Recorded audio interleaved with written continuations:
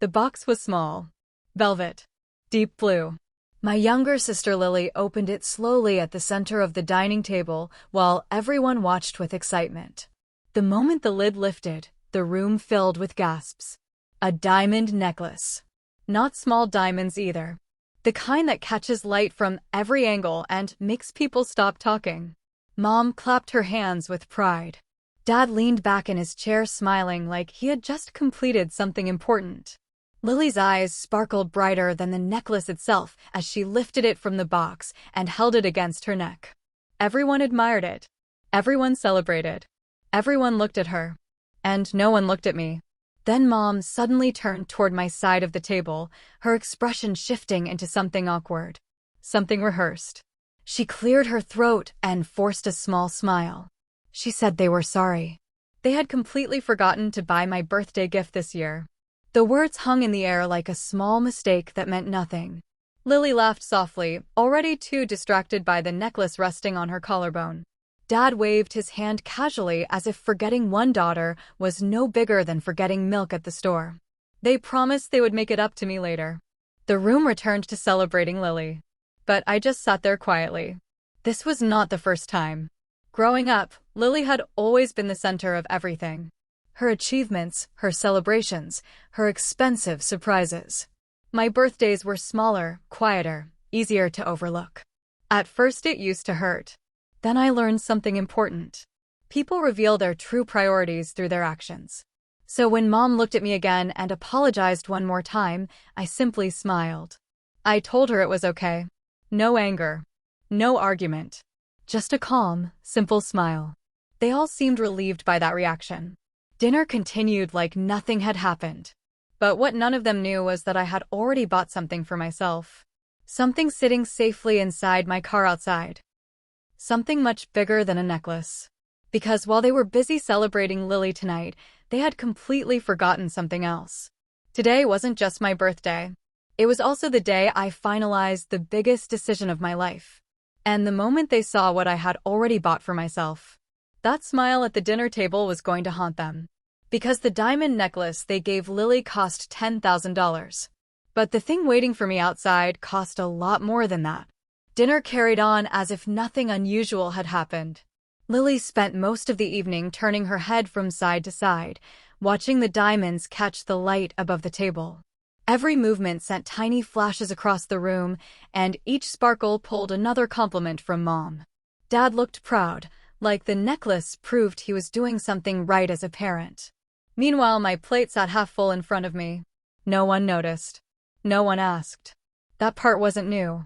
For most of my life, Lily had been the center of every celebration.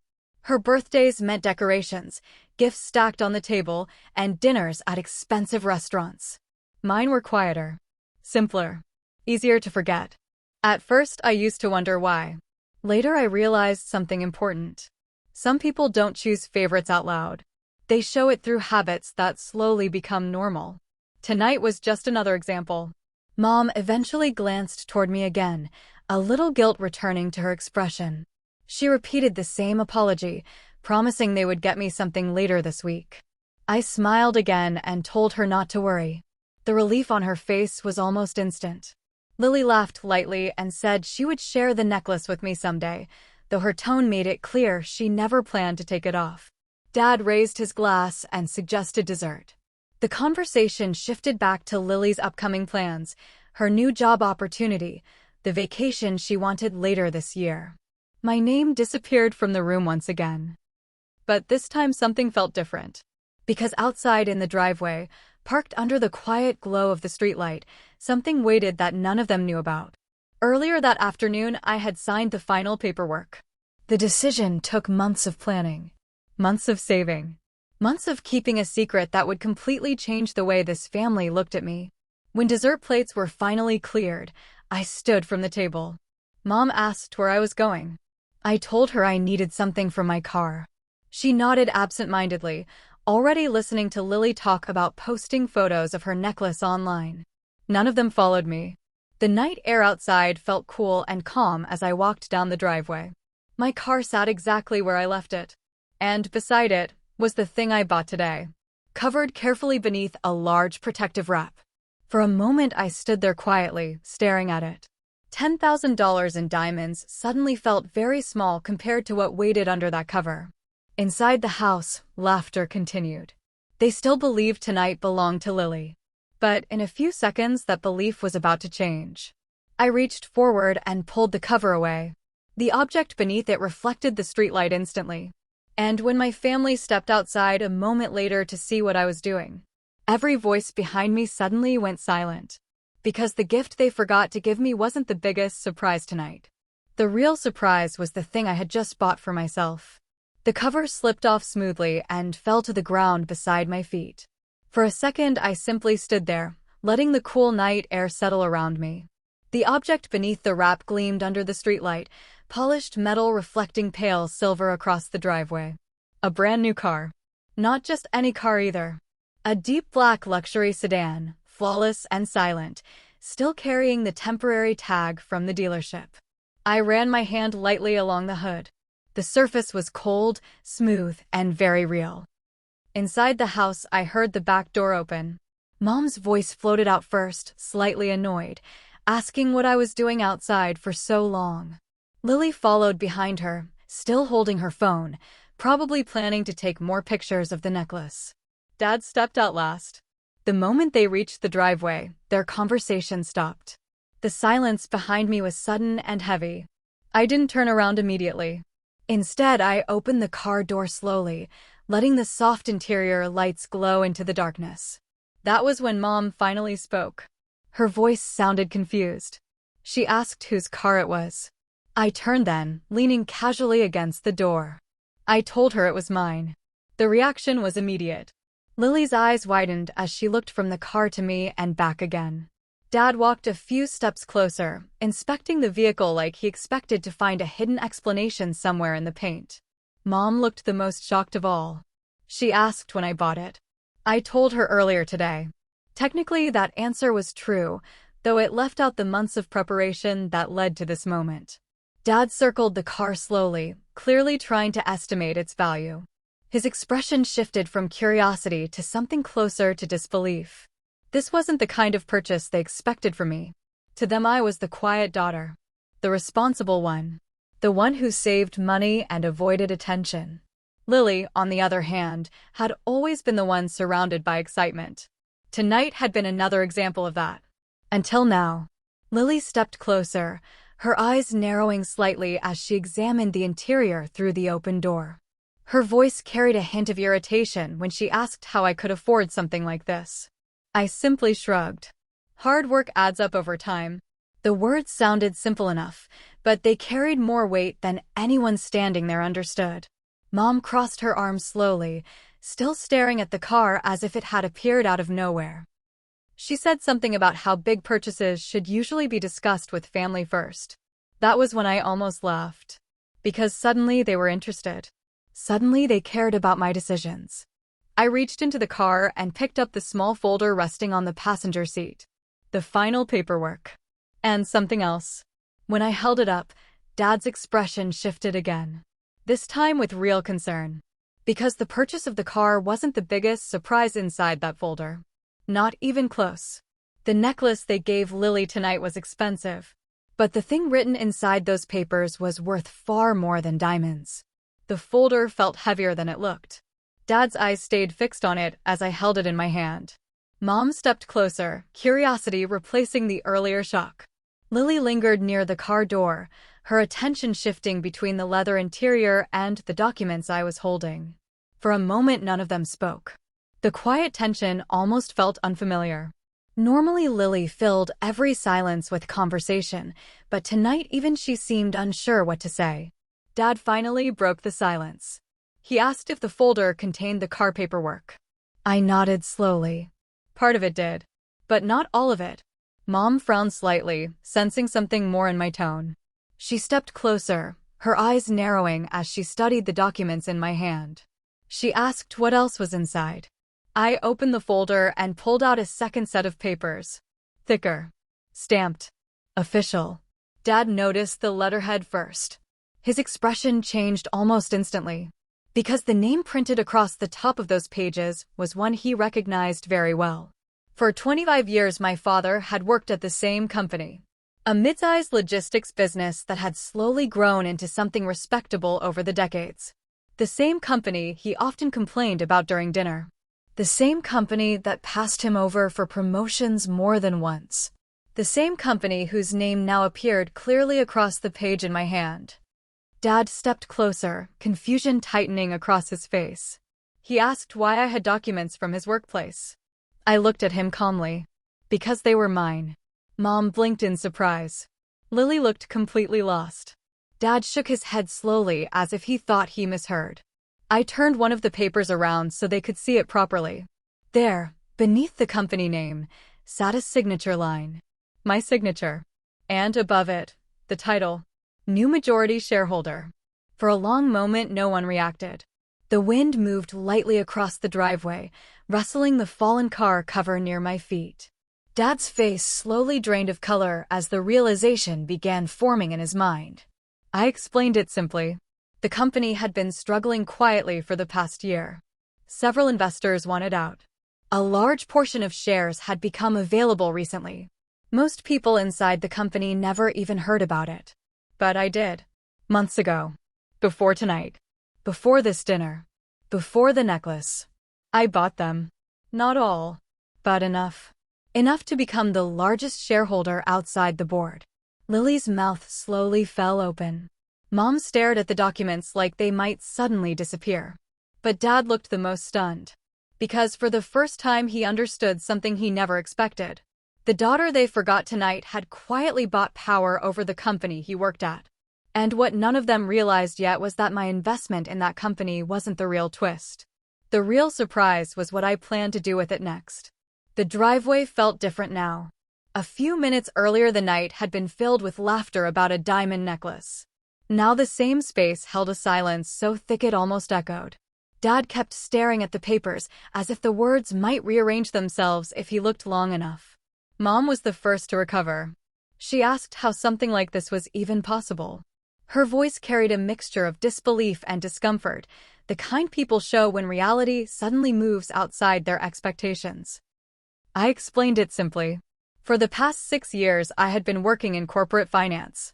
Quietly building connections, studying companies, learning where opportunities appeared when others stopped paying attention. While the family talked about Lily's promotions and celebrations, I was watching numbers, reading reports, and investing carefully. The logistics company Dad worked for had been on my radar for almost a year. The moment the majority of outside investors decided to sell their shares, I stepped in. Dad finally spoke again. His voice sounded slower now, cautious. He asked why I would invest in his company specifically. The question almost made me smile. Because it wasn't about the company. It was about the timing. Mom crossed her arms, clearly uncomfortable with how the conversation was shifting. She said something about how family decisions should be discussed together. Her tone carried the quiet expectation that I should have asked for their opinions first. That was when I reminded her of something simple. Tonight they forgot my birthday gift.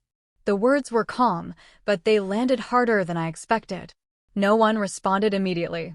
Lily looked down at the diamonds resting against her collarbone, suddenly less confident about showing them off. Dad finally cleared his throat. He said that owning shares did not mean controlling the company. The board still made the real decisions. Technically, he was right. But not completely. I lifted another paper from the folder. The final agreement signed earlier that afternoon. A seat on the board of directors. The silence returned instantly. Dad's eyes widened as he read the title printed near my name. For 25 years, he had worked inside that company, slowly climbing small steps that never quite reached the top. And now the daughter he barely noticed at dinner had entered the building above him. Mom whispered something under her breath that sounded like disbelief. Lily finally asked the question none of them wanted to say out loud. She asked what I planned to do with that power. For a moment, I looked back toward the house. The dining room window still glowed with warm light. Plates and glasses were probably still sitting on the table where Lily's necklace had been the center of attention. Then I looked back at them. Because the truth was simple. I had not bought those shares just for business. There was another reason. A much more personal one. and when they learned what decision the board would be voting on next month. Tonight's forgotten birthday was going to feel very small. Because the next change inside that company wasn't about money. It was about leadership. And someone in this driveway was about to be directly affected by it. The tension in the driveway continued to grow. Dad's eyes moved slowly across the paper in my hand, reading the title again as if the words might suddenly change their meaning. Board of Directors. My name printed clearly beneath it. For years, he had walked through the doors of that company as just another employee. A dependable manager who showed up early, worked late, and waited patiently for opportunities that never seemed to arrive. Now the power structure inside that building had shifted in a way he never expected. Mom tried to regain control of the conversation. She said something about how impressive my success was. Her tone carried forced pride, the kind parents use when they suddenly realize they have underestimated their own child. But the timing of that pride felt strange. Just an hour earlier, they had forgotten my birthday. Now they were discovering something much bigger. Lily stood beside the car, arms folded, clearly struggling to process the sudden change in attention. For most of her life, she had been the center of every family moment. Tonight, that spotlight had moved somewhere else. Dad finally looked up from the paper. His voice sounded careful now. He asked what decision the board would be voting on next month. That question carried more weight than he realized, because the answer involved him directly. I closed the folder slowly before speaking. The company had been struggling financially for several quarters. Poor leadership decisions, outdated strategies, and a management team that resisted change had slowly pushed profits down. The investors who sold their shares earlier this year saw the warning signs long before employees did. That was why the board planned to restructure leadership. New direction. New strategy. New management. Dad's expression tightened slightly as the pieces began to connect. He had worked long enough inside that company to know what restructuring usually meant. Positions moved. Departments replaced. Managers evaluated. Sometimes removed. Mom noticed the shift in his face and immediately asked what was wrong. Dad didn't answer her right away. Instead, he looked directly at me. He asked one simple question. Would I be part of that decision? I nodded calmly. Yes. The board would vote together, but as the new majority shareholder, my voice would carry significant influence. The silence that followed felt heavier than anything before it. Because suddenly tonight wasn't just about a car, or company shares, or a forgotten birthday. It was about power. And the realization that someone they had overlooked for years now had the ability to change the future of a place that defined Dad's entire career. Lily finally spoke again, her voice quieter this time. She asked if Dad's job was in danger. I looked at her carefully before answering. That decision hadn't been made yet. But the board was reviewing every management position, including his. Dad exhaled slowly, the weight of that possibility settling over him. For the first time tonight, he looked uncertain. Not about the company. About me. What Dad didn't realize yet was that the board meeting next month wasn't the real moment that would change his future. The real decision had already been made earlier today. The air in the driveway had turned heavy. Dad stood still for a long moment after hearing my answer. The quiet confidence he usually carried was gone, replaced by something closer to caution. For years, he had been the authority figure in every room inside that company. People listened when he spoke. Managers waited for his approval. Now he was looking at someone who suddenly held influence over his future. And that someone was standing in front of him holding a folder. Mom tried to lighten the mood, but the tension refused to disappear. She said something about how companies always talk about restructuring and rarely follow through. Her voice carried the hope that tonight's conversation might simply fade away by morning.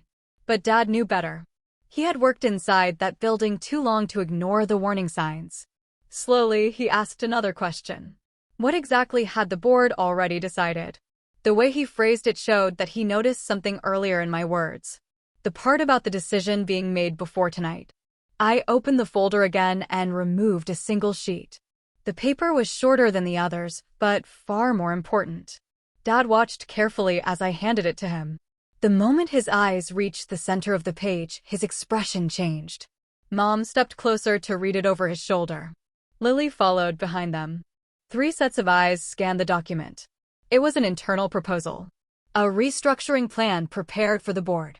At the top of the page sat the title, Regional Operations Director. The position responsible for managing the entire logistics network across several states. A promotion. A major one. Dad's current role placed him 2 levels below that position. For years, he had quietly hoped someone would notice his experience and dedication. The opportunity never came. Until now. Mom looked from the paper to me with clear confusion. She asked if this meant what she thought it meant. I nodded. The board had been searching for someone with deep operational knowledge and long-term experience inside the company. Most candidates came from outside, but one name kept appearing during internal discussions. Dad's. The silence that followed felt completely different from the earlier tension. This time it carried disbelief. Dad stared at the paper longer than before. Then he finally looked up. He asked the question carefully. Was I planning to support that promotion? The truth was simple. I had already recommended it. Not because he was my father, but because the numbers and reports showed he had been doing the work of that role for years without the title. Mom looked stunned. Lily looked even more surprised. But Dad remained quiet, processing everything slowly. For the first time tonight, the power I held was no longer a threat. It was an opportunity. Yet something in his expression still looked uncertain.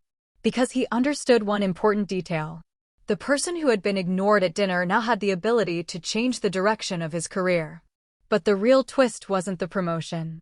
The real twist was the condition attached to it. And none of them were going to like it. The driveway stayed quiet after Dad finished reading the proposal. The streetlight reflected faintly across the paper still in his hands. For a long moment he said nothing, almost like he was afraid speaking might make the opportunity disappear. Mom looked from him to me again, clearly trying to understand how the night had changed so quickly. Just an hour earlier they were celebrating Lily's necklace. Now they were standing in the driveway staring at a promotion that could change Dad's entire career. Lily shifted awkwardly beside the car. The excitement she carried earlier had faded into something else. Uncertainty. Dad finally looked up. His voice sounded careful, almost cautious. He asked if there was something I expected in return for recommending him. The question hung in the air. Because he already knew the answer. I nodded slowly. There was one condition. Mom immediately frowned. Her expression carried the familiar tone she used whenever she believed family matters should stay simple. She said promotions should be based on merit, not personal deals. I agreed with her. That was exactly the point. Dad had earned the role through years of work that no one at home ever seemed to notice. Late nights. Weekend calls. Constant stress that followed him into every dinner conversation. For decades, he chased recognition from people inside that company. Tonight, he was finally getting it. But I had spent just as many years sitting quietly at this table, watching a different pattern. Lily's achievements celebrated. My efforts overlooked. Birthdays forgotten. Small moments that slowly showed where attention truly went. So my condition wasn't about money, or control, or revenge. It was something much simpler. I told Dad that if he accepted the promotion, things at home would have to change. No more invisible daughter. No more forgotten celebrations. No more quiet assumption that Lily was the center of every moment. Respect would no longer be optional. It would be the new standard. Mom's face flushed slightly as the words settled in.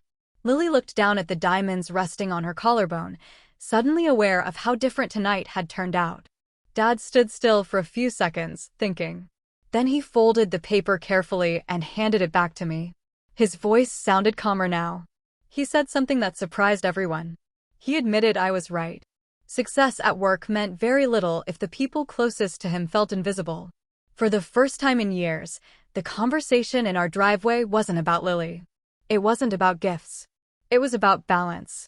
Dad looked at the car again, then back at me. He said he was proud of what I had built. The words felt strange coming from him. Not because they were dramatic, but because they had never been said before. Inside the house, the dining room lights were still glowing through the window. The same table where Lily's necklace had been the center of attention earlier that night. But something had shifted now. The daughter they forgot had quietly rewritten the entire evening. And the revenge I carried didn't come from anger. It came from success they never saw coming.